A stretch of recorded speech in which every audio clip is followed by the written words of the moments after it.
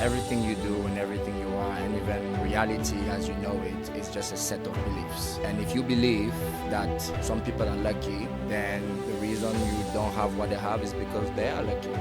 If I believe that the reason I'm not getting a job is because immigration, racism, then that's just the nature of my... So more than responsibility, what really that thought created was a pattern shift in my belief system. The first step is genuinely believe that we are responsible for our thoughts, our emotions, our destinies, right?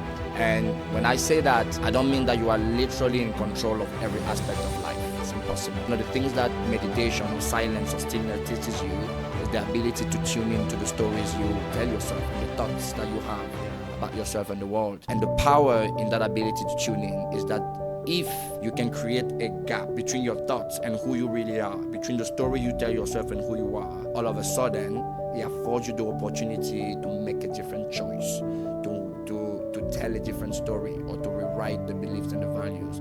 And at the depth of those values that we find ourselves in life, if you can find the space between the story you are currently telling yourself and who you are, then you become ready for the second part, which is, okay,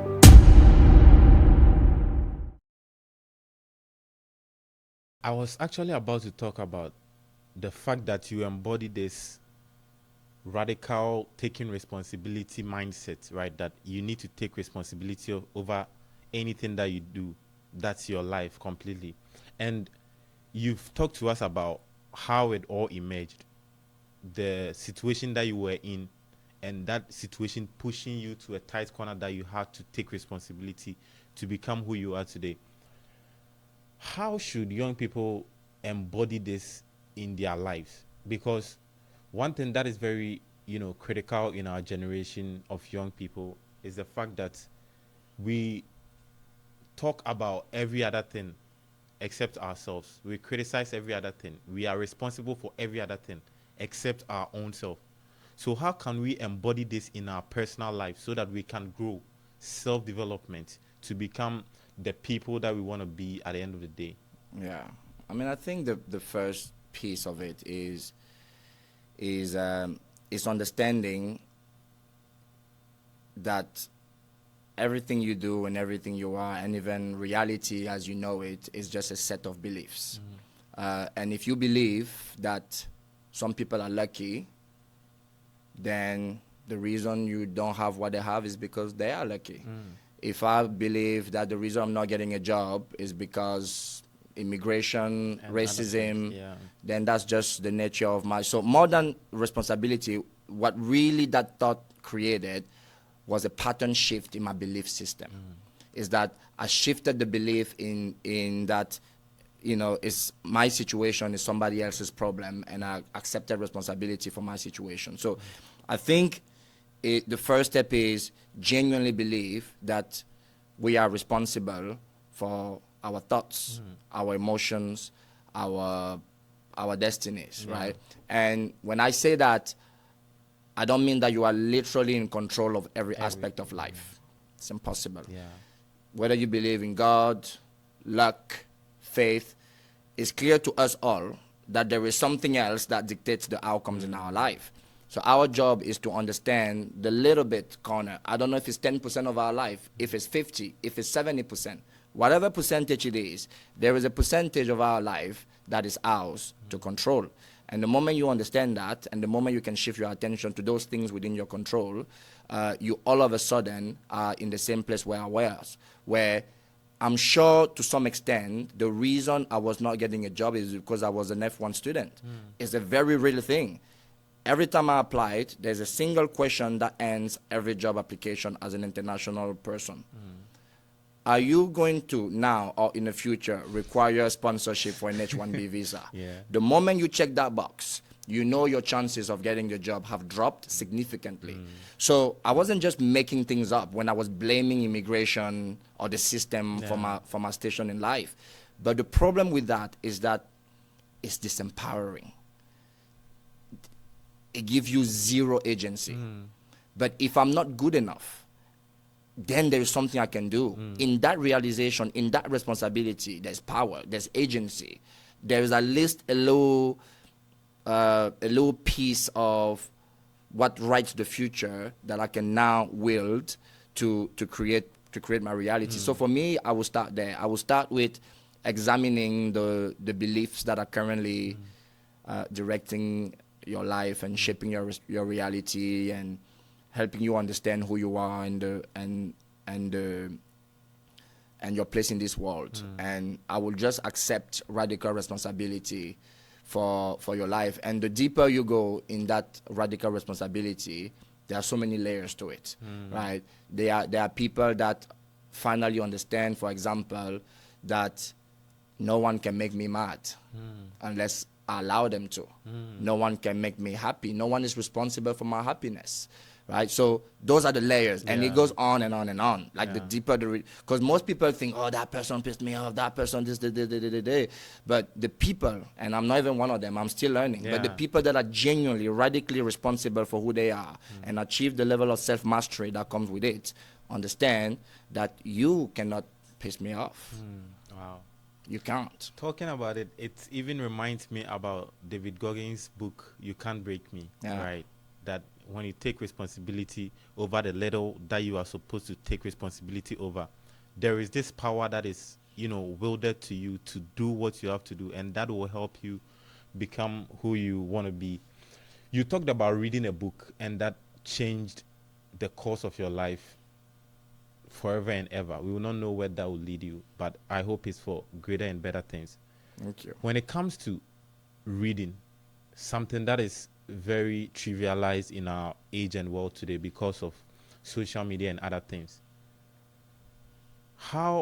what advice would you give to young people when it comes to reading? Because I think personally, one mentor that I follow, Jim Rohn, who has passed long ago, said there are two ways that you can learn: through your own experiences and other people's experiences. And these experiences are being encapsulated in their writings and their speeches, right? So when it comes to books, it's something that we need to spend quality time with, right? So what advice would you give to young people when it comes to reading? First of all, I think I used to be one of those people who thinks audiobooks is cheating. I'm no longer on that side. Audiobook, if you have absorbed the knowledge that is in an audiobook, who cares how you acquire the knowledge, right? There is power in picking up the book and reading. I think there is something about the diminishing attention span that we have. And somebody said once that reading is forced meditation. Like reading, in addition to the knowledge that you get, it will expand your ability to focus for an extended amount of time. So true. And that is such an important skill. Forget a bit about the knowledge in the book. The ability to sit and commit to one task for 30 minutes, 20 minutes, an hour is one of the most valuable skills in a distracted world that you can have. And then the last thing I would say about reading is start with the things that you enjoy. I think most of us hate or didn't pick up the love for reading because the kind of things we were forced to read were not interesting to us. So whenever I see a parent that wants their kid to start reading, I said, let them pick the book, let them pick the topic. Because in the beginning, the thing that you want is an appetite for reading, is the love for reading. And once you have that, your ability to go through different kinds of books is going to come. But if you start with the books that you think you should be reading, the non-fiction and the things that will make you smarter, and you cannot get past page 10, you will never fall in love with reading. So first, fall in love with reading. And to fall in love with reading, you need to read the things that are interesting. And if you get into page 10 and you don't like it, close it and pick up another book. That's another thing that we don't do. I am another culprit. We want to force our way through the end of the book because we've invested already 100 pages and I hate it, but I need to finish. No, you do not have to finish anything. Close the book, pick up another one, and in the beginning, it's about developing your love for reading. And the only way to do that is to read things that you love, things that you're interested in, things that you're curious about. Wow, that's very powerful. So even reading what you don't like might kind of diminish the appetite for reading. You might be, 100%. yeah, Whenever you do something that you just do begrudgingly, you know, in the end, we talk a lot about falling in love with the journey, and you know, if you don't love something, it's difficult to commit to it. It's difficult to turn into a habit. Yeah. And of course, there's the ability to do things that you don't like in and of itself is a skill worth developing. Yeah. But you don't need to develop that with reading, right? There are gonna be other aspects of life That that you need force that you thing, yeah. to develop that muscle of doing things that Reading you is hate. not part of it. You don't. It doesn't have to be. Yeah. It can be, but it doesn't have to be. Yeah. You know, there's so many wonderful pieces of writing. You know, you might find a topic that you really love, and before you know it, you who thought you could never read, you are just going through books like crazy, and you realize that really it was never about reading. You never found something that was of interest to you, right? And then there's also this belief. I used to be one of those people. Some people genuinely believe that reading is not for them. I am here to tell you that I picked up my first book, real book, at 27. 27. I had an MBA. And before that, I, like you, believed that I'm just one Reading of is those not for people me. who cannot read. When I pick up a book, I just fall asleep. So Yeah. maybe it's not for me. It's Wow. not true. It's a myth. Yeah. We want to circle back at the taking radical responsibility mindset, right? In your work that you do, in your family, in other things that you do, any sphere of your life, how do you practically input that mindset in your day-to-day activities? Yeah. Yeah. Again, I think the definition of responsibility, the one that I use, it's not mine, but it's the one that I use, is very important. Because if you define responsibility as accepting the blame for something, then it's a very difficult pill to swallow. Because sometimes it is somebody else's fault. Yeah. So you cannot take responsibility for something that is somebody else's fault. It's hard. So that definition doesn't work. The definition that works is responsibility isn't about taking or assigning blame. It's about understanding that regardless of who or what is to blame, it's on you to respond. It's your ability, and the guru say it's about being responsible. Can you respond to that situation? Do you have the ability, the capacity? Have you developed the muscle, the know-how, the tenacity, the resiliency to respond to whatever life throws at you? That is what responsibility is. So when life throws something at you, you have developed your ability to respond.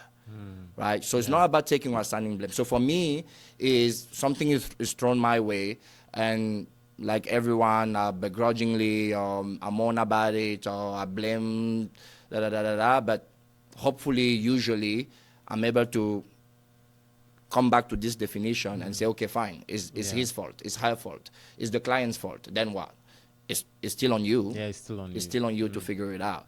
And once I realize that it's still on me to figure it out, I stop wasting energy with the blame game, and I look for solutions. Yeah.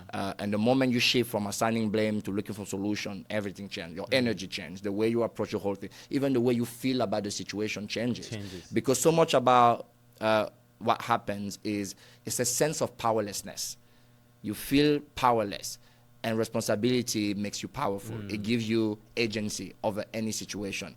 Because the moment you shift from blaming to looking for solution, you're an actor. Yeah. You're an agent. Like, right? It changes everything. You're So for taking the me, actions. that's how I try to think about it. And many times I fall short, and that's part of it. Yeah. You know, I still blame people. I'm still, all the things. Still learning. Yeah, of course. Yeah. Of course. How do you strike the balance in everything that you do, right? Being a father, committed as a husband, working as the chief empathy officer for Grill, all the other things that you do. You also coach a sport, a soccer team, right? So how do you strike the balance in all these things? Poorly. Now, let's start there. But I would tell you the mindset that I'm trying to have about those things. You know, I think for me, the word balance assumes that it all is all equal at all time. But instead, what really happens is cycles. There are times when work takes precedent because work demands my attention. And in those periods, my family will suffer and they will not see me. They will, right? Yeah. And then there are times when I have to then decide that hopefully not for too long, work takes precedent. There's time when family takes precedent. And it could be a longer period of time or blocking a day or an evening. You know, before we had a kid, Wednesday evening used to be date night for my wife. You couldn't schedule anything on that evening. I don't care who you are. But that's also part of finding that balance, is understanding that don't try to achieve this elusive, everything has to have perfect equal measure at all time, but understand that things will demand your attention at different period of time. Just make sure that the things that are important to you have their turn in that prioritization. Sometimes work takes precedent. It could be for, you know, a difficult season. It could be for a week. It could be, right? And you just do it like that. And it doesn't work when the people around you do not understand it, do not support it. In my case, I'm fortunate to have an incredible life partner in my wife who understands the concept of sometimes she will take the back seat because that's what life is demanding of me at the moment. But is being conscious of the things that matter and making sure that those things do not go unfulfilled or unattended for too long. That includes your health, that includes your friendships, that includes your marriage, that includes all the things that we usually neglect in the name of X because it's not a good enough excuse. So like I read a passage I think a week or two ago where a person who is like a high performer in his field, right? He sacrifices a lot of time when it comes to family and he does this thing that he's doing. So one thing I realized was that there's always going to be this sacrifice that you need to make any turn that you make, right?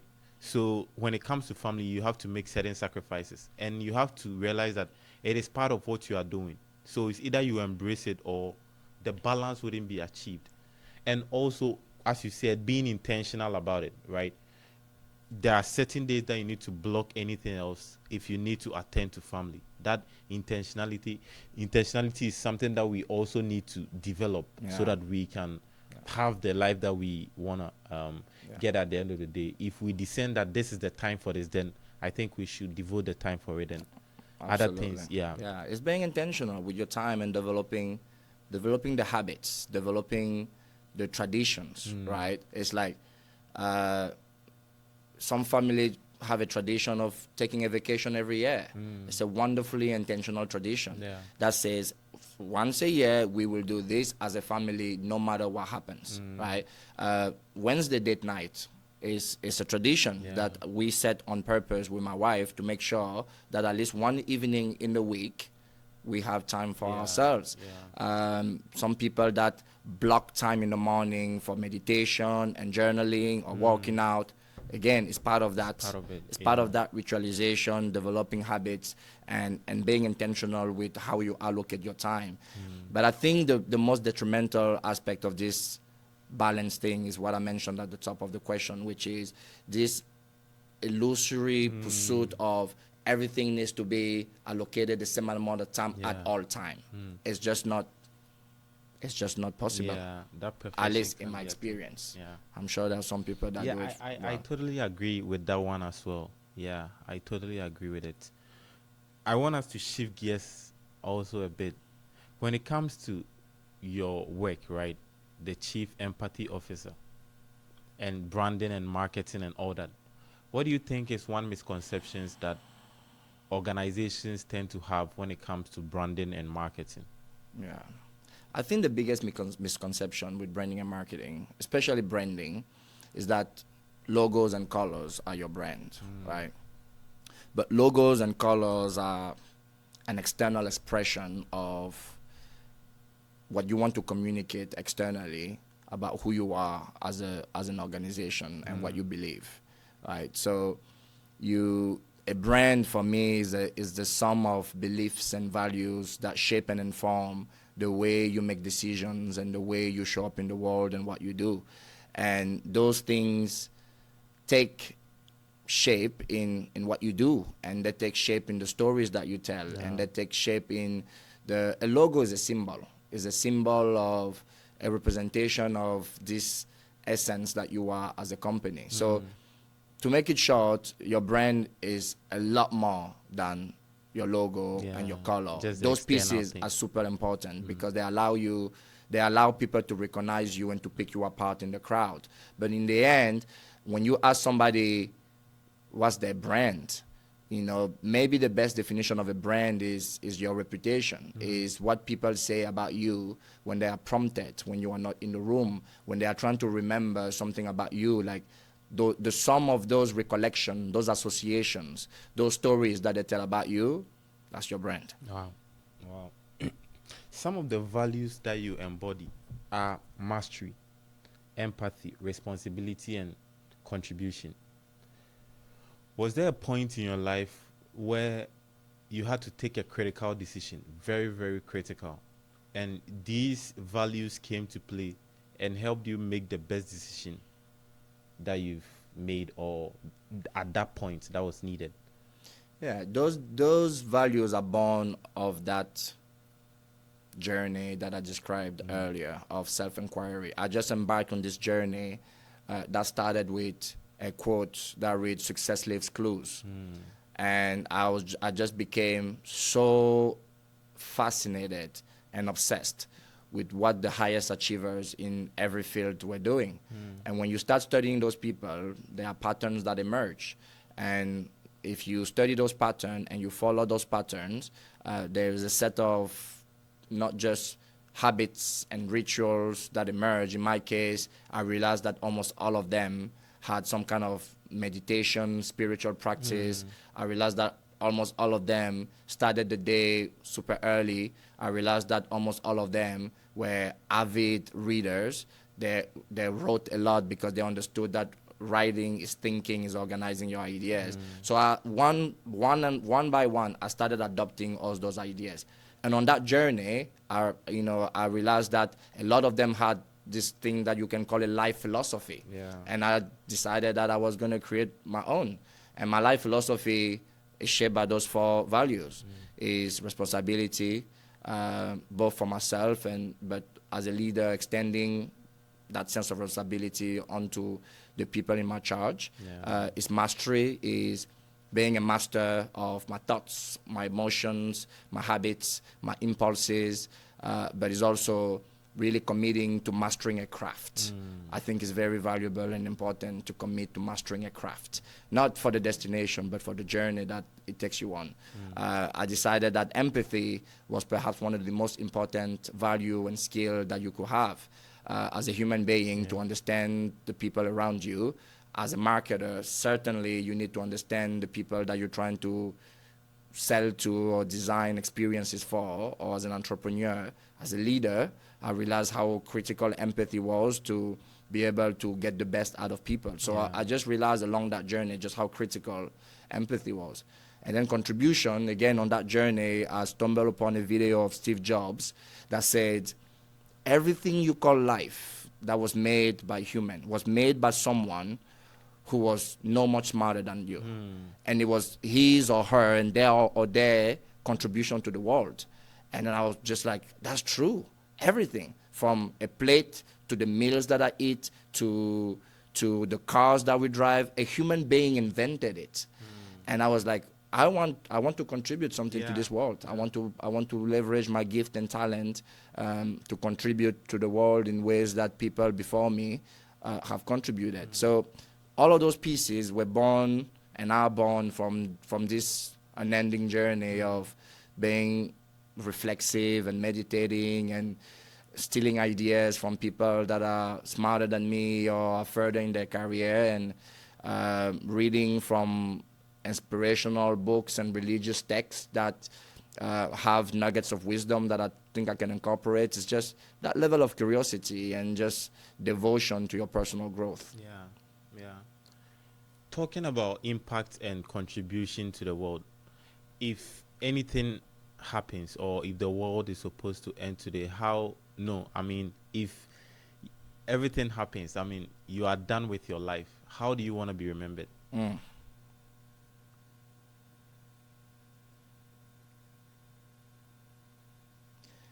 I think ultimately, I want to be remembered for the things that I have achieved in the world. But I think really how I want to be remembered is by how people felt about me and the impact that I've had in their life. You go to these beautiful funerals and you hear the things that people say about the spouses and the siblings and the friends, how loving and caring and empathetic and loyal, and how they were the kind of people that you can rely upon, the kind of people that always came to help, the kind of people that you knew you can reach out to for advice, the kind of person that always had a shoulder to cry on or an ear to listen. That's how I want to be remembered.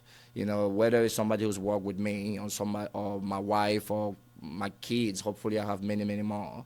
I just want them to think of me as the greatest dad that ever was. I want my wife to think of me as the greatest partner that ever was. I want my sisters to think of me as they were so fortunate to have me as their brother. And everyone that encounters me for 5 minutes or for 5 years, I want them to say that I had a positive impact in their life. Wow. Just one message for young people right now who are at a break moment in their life. What is that one message that you give to them? Oh man, it's a two-part message. Okay. The message that I want to say is accept responsibility. But there are moments in that period where you don't have the clarity to take that message. So something else needs to come before. And is this idea of trying to find stillness in the chaos, right? It's loud in your head, it's loud around the world. If you can find stillness, and stillness is just, tuning to the voice in your head and the stories that you are telling yourself. Meditation is one of those things that I picked up along the way and that has changed my life. And one of the things that meditation or silence or stillness teaches you is the ability to tune into the stories you tell yourself and the thoughts that you have about yourself and the world. And the power in that ability to tune in is that if you can create a gap between your thoughts and who you really are, between the story you tell yourself and who you are, all of a sudden it affords you the opportunity to make a different choice, to tell a different story, or to rewrite the beliefs and the values. And at the depth of those valleys that we find ourselves in life, if you can find the space between the story you are currently telling yourself and who you are, then you become ready for the second part, which is, take responsibility. Accept responsibility and do what needs to be done, because regardless of who or what is to blame for where you are right now in life, still on you. Still on you. Wow. Still on you. That's very beautiful. Taking responsibility and tuning into your inner self to find who you really are. It was a pleasure talking to you. Thank you so much, sir. And I hope the impacts that you are making with your life will extend to many, many people. And as you said, people will remember you for the good things that you've done. Thank you so much. No, thank you so much for having me. I think at times I want to have the kind of impact in the world that, some of the people that we look up to are having. And sometimes you forget that it's the people that you meet on a daily basis. It's your friends, your families. Start there and see see where that happens. So for me to hear somebody like you to say that I've had any type of impact positive in their life is something that is always incredibly humbling, and it's certainly one of the reasons I try to live my life the way I do. So thank you, and thank you for having me.